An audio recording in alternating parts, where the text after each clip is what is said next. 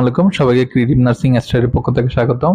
আজকে আমরা খুবই ইম্পর্টেন্ট একটা টপিক নিয়ে আলোচনা করব, সেটা হচ্ছে ডায়াবেটিস। তাহলে ডায়াবেটিসের আজকে আমরা বেসিক সম্পর্কে জানবো। তাহলে এবার আসি, হোয়াট ইজ ডায়াবেটিস বা ডায়াবেটিস কি।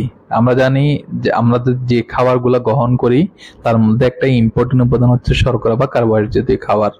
শর্করা বা কার্বোহাইড্রেট জাতীয় খাবারের এন্ডিং প্রোডাক্ট, তার মানে যেটা রক্ত যাওয়ার উপযোগী হয় সেটা হচ্ছে যে গ্লুকোজ আকারে। তাহলে আমরা ভাত খাই, আলু খাই অথবা মিষ্টি জাতীয় খাবার, যে শর্করা জাতীয় খাবারগুলো খাচ্ছি, এগুলো যখন ডাইজেশন হয়ে রক্ত যাওয়ার উপযোগী হয় এটা গ্লুকোজ আকারে রক্তে যায়। ডায়াবেটিসের ক্ষেত্রে কি হয়, এই গ্লুকোজ যেটা রক্ত ক্যারি করে, ডায়াবেটিস হলে আধিক্যতা বেড়ে যায়, তার মানে রক্তে গ্লুকোজের পরিমাণ স্বাভাবিকের চেয়ে বেড়ে যায়। এবারে এই গ্লুকোজটা হচ্ছে যে আমাদের সেল বা টিস্যুতে দরকার, কেননা আমরা জানি গ্লুকোজ হচ্ছে যে একটা এনার্জি বিল্ডিং খাওয়া। তার মানে এই গ্লুকোজ হচ্ছে যে আমাদের সেল এবং টিস্যুতে এনার্জি প্রডিউস করে। তাহলে এই ডায়াবেটিস হলে কি হয়, গ্লুকোজের পরিমাণ রক্তে বেড়ে যায় এবং সেলে কমে যায়। তার মানে যেটা সেল বা টিস্যুতে দরকার সেটা ওইখানে কমে যায়, কিন্তু যেহেতু ওইখানে কমে যায় তার মানে ওইখানে ইউজ করতে পারতেছে না, ওইটাই রক্তে বেড়ে যায়। এবার আসি, আমরা মেকানিজম থেকে শুরু করি। আমাদের শরীরের একটা ইম্পর্টেন্ট একটা অর্গান হচ্ছে প্যানক্রিয়াস বা অগ্নাশয়। আমরা জানি প্যানক্রিয়াসটা হচ্ছে মিক্স গ্ল্যান্ড। কেননা মিক্স গ্ল্যান্ড বলতে কি, প্যানক্রিয়াসের দুইটা পার্ট, একটা এক্সোক্রাইন আর একটা এন্ডোক্রাইন পার্ট। তাহলে এন্ডোক্রাইন পার্ট বা যে প্যানক্রিয়াসের যে পার্ট থেকে হরমোন নিঃসৃত হয়, এই এন্ডোক্রাইন পার্টটাকে বলা হয় islets of Langerhans. Islets of ল্যাঙ্গারহ্যান্সের হচ্ছে যে দুইটা সেল খুবই ইম্পর্টেন্ট। একটা হচ্ছে যে কি আলফা সেল, এই আলফা সেল থেকে যে হরমোন নিঃসৃত হয় তার নাম গ্লুকাগন। আর দুই নম্বরটা হচ্ছে বিটা সেল, বিটা সেল থেকে যে হরমোনটা নিঃসৃত হয় সেটার নাম হচ্ছে কি ইনসুলিন। এবার আমরা ইনসুলিন সম্পর্কে জানবো।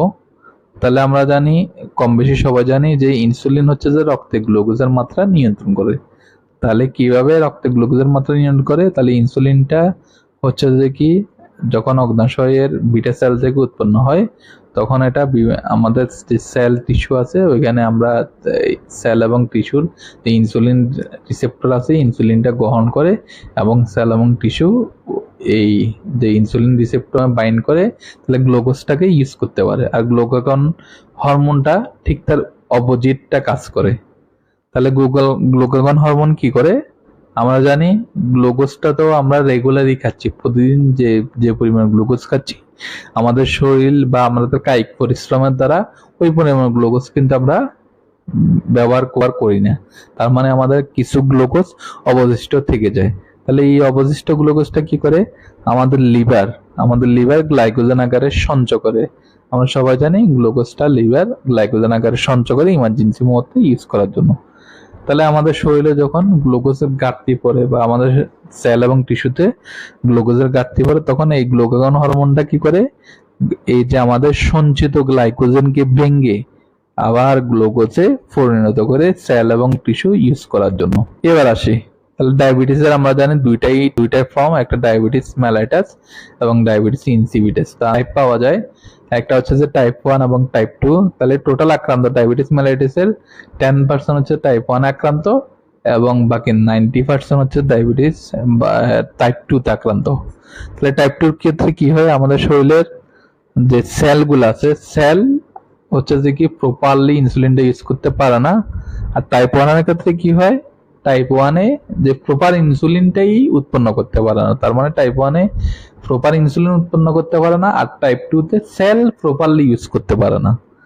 এবার আসি, প্রতি 5 সেকেন্ডে সারা বিশ্বে একজন মানুষ ডায়াবেটিস রিলেটেড কমপ্লিকেশনে মারা যায়। তার মানে ডায়াবেটিসটা খুবই সিভিয়ার একটা ব্যাধি, যেটার কারণে সারা বিশ্বে প্রতি 5 সেকেন্ডে একজন করে মানুষ মারা যাচ্ছে।